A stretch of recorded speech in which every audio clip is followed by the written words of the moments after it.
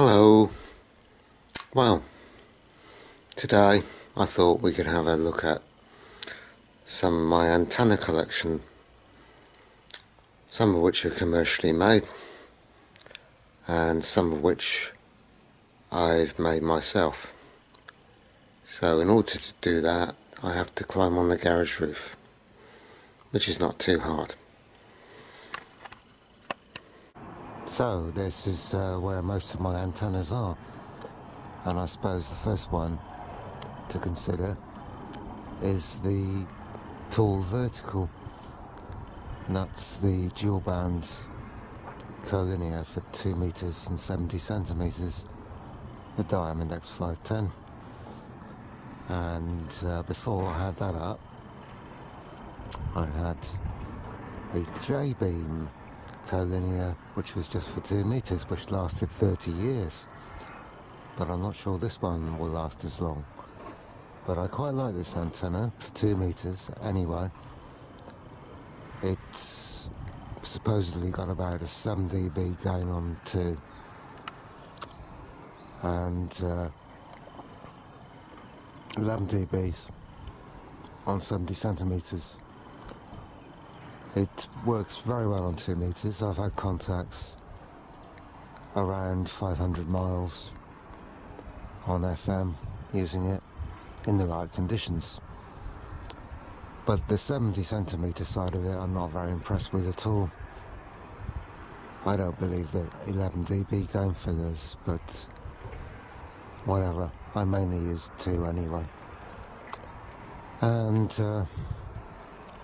on the same pole, I think I might move around.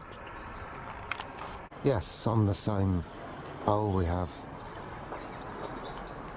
a FM folded dipole, which ideally would be omnidirectional when it's mounted vertically, but that's impossible when you've got to mount it on a pole. So I spaced it roughly a quarter of a wavelength off the pole, and but it is quite directional. But that's not a problem. It doesn't get used much these days. There's not a lot worth listening to on FM. I just like to have a decent antenna for FM reception. And the actual pole's been up about 25 years. Those brackets are absolutely solid. In fact, when I'm working on the antennas, I can climb on here and get that folded dipole down with the pole lowered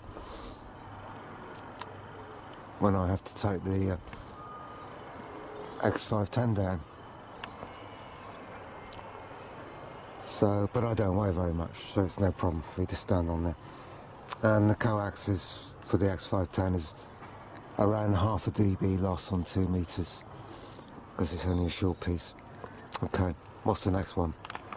Well, on the theme of amateur radio still, that's my 2 meter Yagi. Only a 6 element, but probably the biggest one I could get up easily on my own, and it works quite well. I've had contacts as far away as Poland on 2, and also into northern Spain using that antenna. And it is I think they call themselves Dipole, the company. It's actually made in Serbia, would you believe? And why we can't make antennas in this country anymore? There used to be a company called J-beam that made decent antennas, but now that's all gone. So we have to have something that's made in Serbia, but it works extremely well, very well built, very solid construction, and again, the cable loss to that's about half a dB on 2 meters.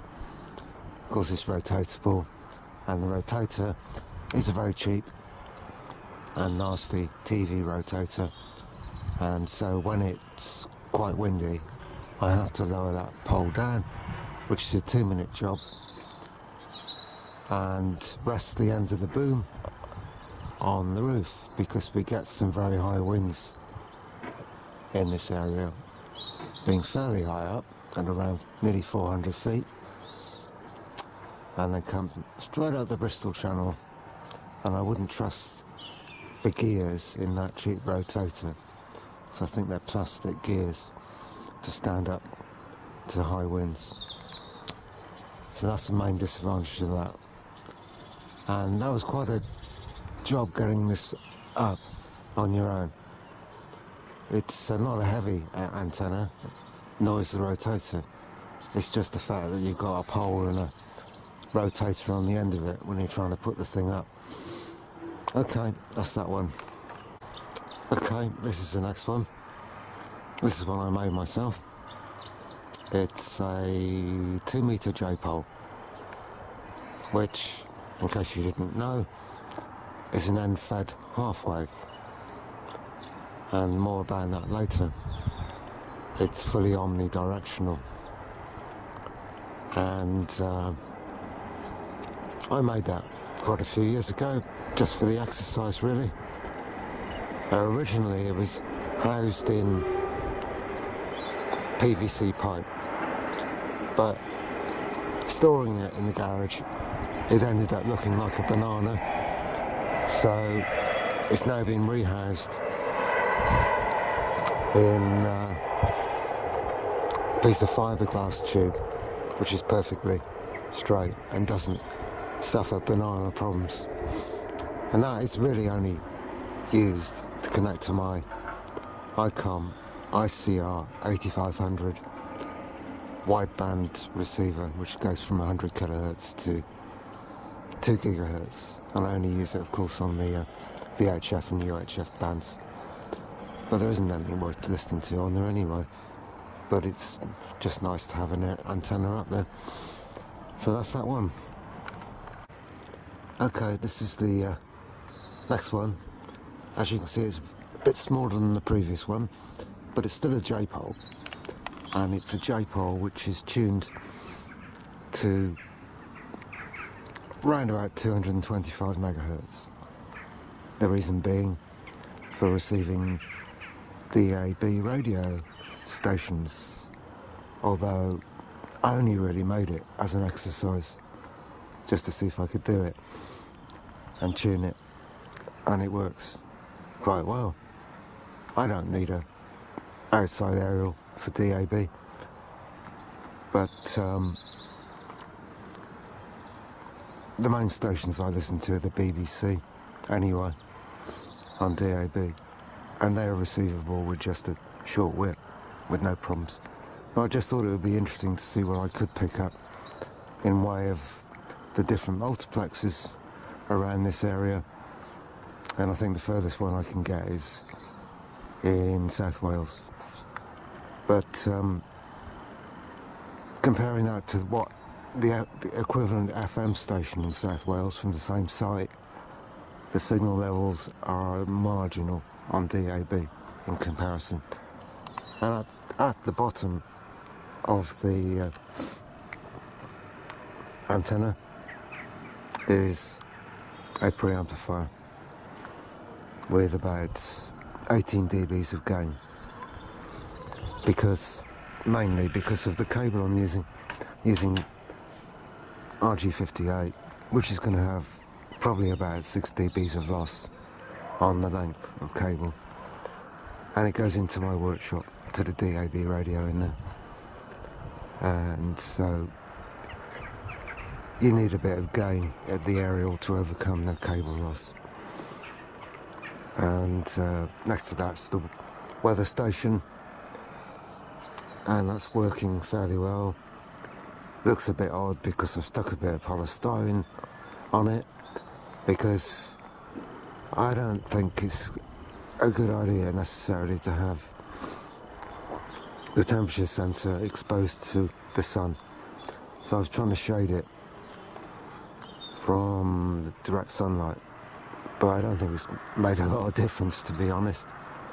And it certainly won't when the sun gets higher in the sky, with it be coming straight down on top of it. So that's the story on that. Apart from that, it works very nicely. That one, by the way, is built in the PVC pipe, and it does resemble a banana slightly, because it was sat around for years without being used. And I might bring the Nano VNA out later, and you can see how resonant they are and the frequencies I'm using them on. Okay, this is a curiosity. I don't suppose many people have seen this stuff. This is Andrew's Heliax. Very low loss. This I got when it was scrap. I found in the scrap bin many years ago at work. In fact, I found 3 or 4 lengths of it. It's of exactly 66 feet. So they obviously had a use for it and didn't need the extra 66 feet at the end of the roll or whatever. But this stuff is very, very expensive, made by Andrews, as I said. And the more common variety of this cable and thickness is LDF 450. Very low loss, because it uses foam dielectric. And the LDF 450 uses a solid copper outer, as does this, but this is ridged. And this is, did I say earlier, FSJ 450, which is more bendy. And even this isn't very bendy. And it's not exactly easy to deal with. And to be honest, you can get better coaxes these days for use on amateur radio, VHF, UHF. That would outperform this stuff, no. Another problem with it is the connectors are very expensive.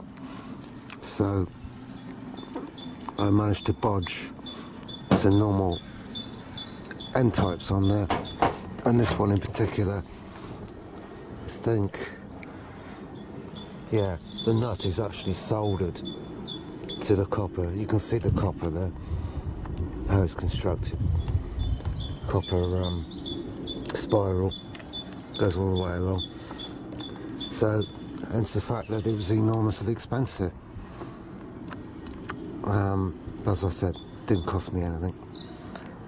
And sometimes it's got its uses, but not a lot these days. It's just too difficult to deal with. And the final antenna in my collection is this monstrosity here. You might get a better angle from over here. Don't know. But that one is another J-pole, again in a PVC pipe, a fairly straight one. And oh, by the way, when I changed that one over there from the original PVC pipe to a piece of fiberglass tube, yeah, it changed the resonance considerably on the antenna. You wouldn't expect the difference, what they call the dielectric, to be that much different between the two. Also the same with this to a degree. When I built the actual aerial outside the tube and put it inside, it did affect the resonant frequency a bit. So that's the way that works. This, by the way, is tuned to 87.8 megahertz, around that frequency anyway. And this is another one of my experiments, and it doesn't really get used. It was designed for transmission on that frequency, but you can't do things like that really without getting in trouble. anyway, who'd listen to me if I did have a pirate station. But I thought it'd be nice to put it up again. And it did get some use. My friend used it at a festival some years ago down in Wiltshire, which roughly 40 miles from here. And I was getting quite a strong signal from there. He was using a 10-watt FM transmitter. So that's the story on that one. And that's the reason it's so long, of course, is because you've got a quarter wave matching section, and then you've got your half wave vertical radiator for that frequency. I'm shivering and shaking a bit because it's quite cold today. It's only 8 degrees out here. So I think maybe we could do some measurements on the VNA just to see how good these antennas are. Okay, first one we're testing is the Dipole for 2 meters, 145 megahertz in theory. And there's a lot of reflections, but oh dear. No, that's about the best I can do. But it's not quite resonant on 145. I'm measuring the return loss at the moment. But it's actually resonant on top corner 144-100, so it's a bit low really. But there again, it's not going to make a lot of difference. If I go up to 145,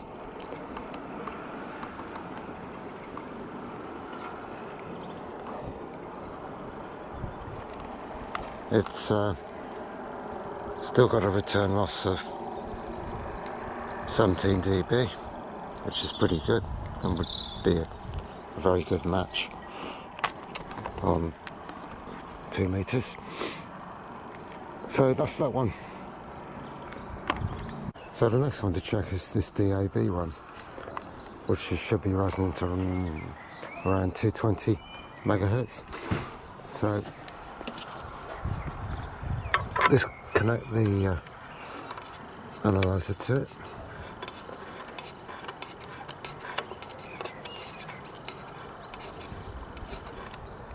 That should do well enough. Oh dear, why look, constant problems with reflections.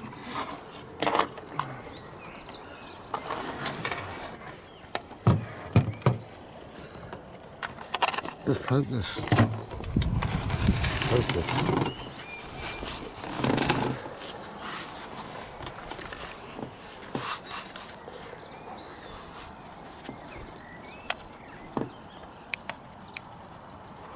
Hang on a minute, it's just not good enough. I think that's the best I'm going to get it.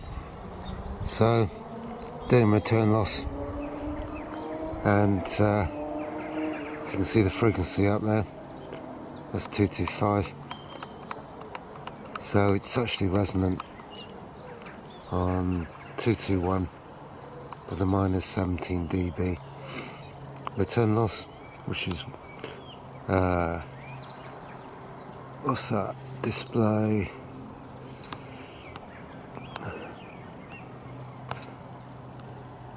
Let's try.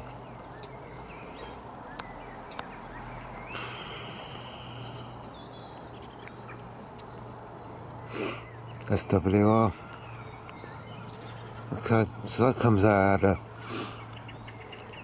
SWR of 1.3 to 1 at 221 megahertz. That's more than good enough, as it's not a transmit aerial antenna. It's good enough to cover the whole of the DAB band. As we go up a bit, starts to rise there, and yeah, it works well. That's all I can say about it. Okay, this is the last one. I'm testing the long 88 megahertz Dipole, and and move the marker. Resonance at more or less 88 megahertz, as you can see there, with a return loss of 22 dB, or if you prefer that, an SWR. Give me a minute.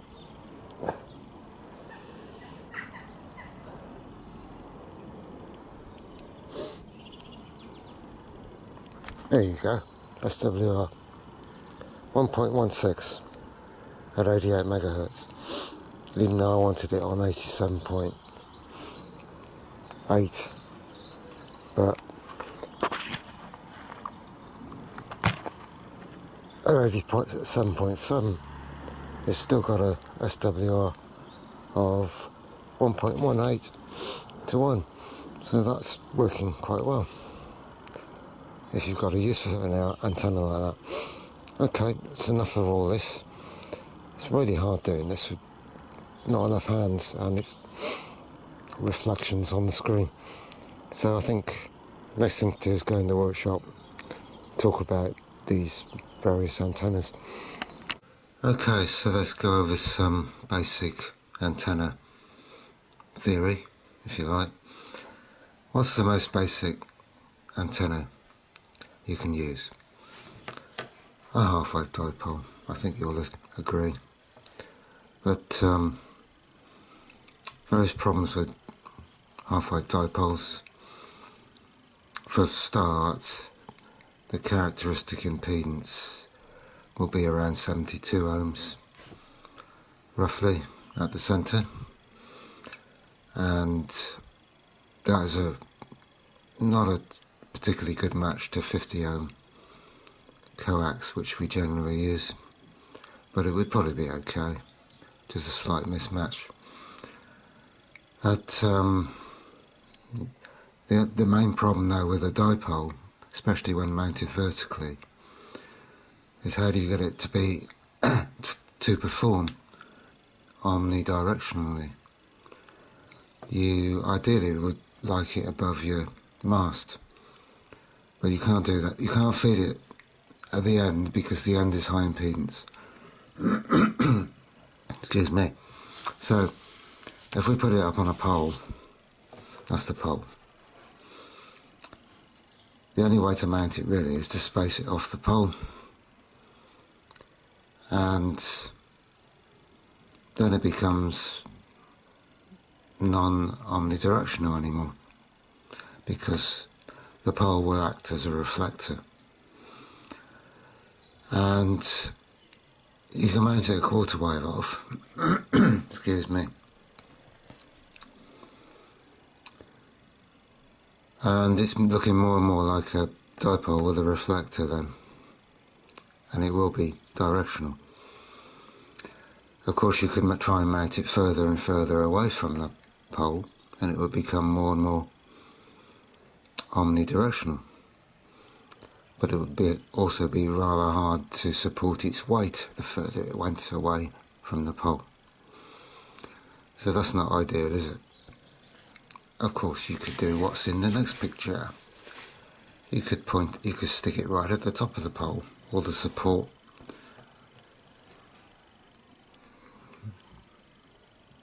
pole.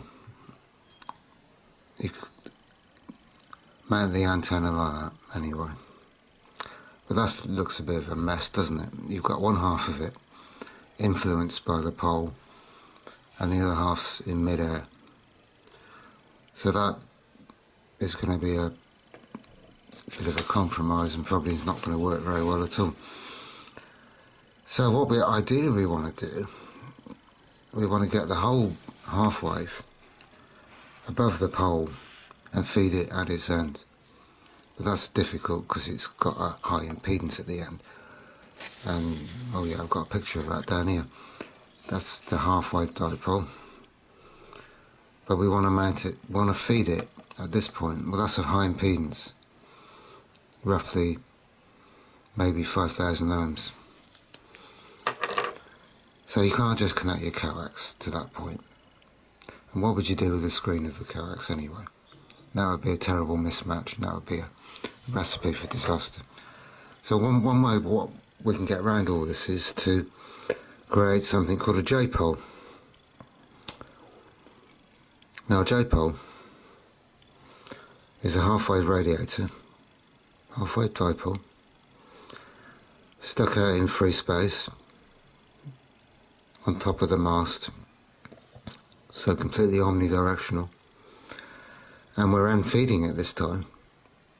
But in order to end feed it at its high impedance point, we need a transformer or a quarter wave matching section. That's the principle of a J-pole. So we have two parallel conductors connected at the bottom, and they form a transmission line, stepping up the low impedance up to the impedance you want to feed a dipole at its end. And somewhere along this transmission line you will get the impedance you want. You might want 50 ohms, maybe you want a different impedance. I don't know what you want, but somewhere along here you can tap onto here and get a 50 ohm match. Typically is what we want. Excuse me. And although it's a 50 ohm match, it's also a balanced antenna we're feeding. So ideally coax is not the best thing to feed it with. You can get away with it, but really you'd be better off to have a balun on your coax line. Typically that could be several turns of coax to create a balun and basically change an unbalanced feeder to a balanced feeding point. In my particular J-poles, I haven't done that with the coax. What I've done is on the coax line, which is represented like that, I've stuck a load of ferrite beads, not really beads, but you know what I mean, ferrite things with holes in the middle that the coax goes through. Whether that works or not, I don't know, but it seems to work okay. And now, of course, we've got what we ideally want. We can mount the antenna at this point, which is low impedance, right down here, on top of your pole, and you've got a true omnidirectional dipole. And the only bit that, of course, that radiates is this bit. This doesn't radiate at all, the matching section. Slight disadvantage is you've got a longer antenna, but that doesn't really matter. VHF, UHF might matter a bit more. HF, 10 meters, whatever. Anyway, let's bring us on to the final conclusion of all this, which is a modified J-pole called the Slim Jim. And I first saw an article in a magazine in about the late 70s by Fred Judd, G2BCX. And what he did was, he took the J-pole, this bit, what you'd normally have in a J-pole, but he extended it round to make a folded J-pole, folded dipole, possibly, with a gap here. So this bit here is not connected to the transmission line transformer. He called it the Slim Jim, and he claimed that gave some gain over a normal dipole. Now, as it's just a half-wave radiator, it's hard to see why it would have gain over a normal dipole. It's possible that the radiation pattern was lower,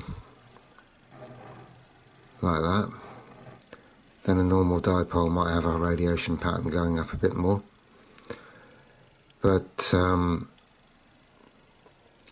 there is some controversy, and I have read a bit about this on the internet recently, and most people have concluded from their tests. You do not get any more gain from the Slim Jim than you do from a conventional J-pole. So it's probably not worth the extra effort and materials and messing around to build it as a Slim Jim. Of course, you could make a Slim Jim out of 300 ohm ribbon and roll it up if you were doing portable work, so it wouldn't be too difficult. The only possible benefit that people have said that it can be from having this folded element is it would possibly broaden its frequency response, as folded dipoles tend to have broader response. But I don't think that's an issue when you're working in a fairly small band like 2 meters or 70 centimeters. Might be a factor in 70 centimeters. But anyway, I don't know if that's a very good explanation, but it's more or less the end of it now. You'll be pleased to know. Camera work was a bit poor when I was on the roof. I should have put some sort of shade around the Nano VNA. But I think you got the idea anyway. So I hope that's been of some use. And thanks for watching. Bye for now.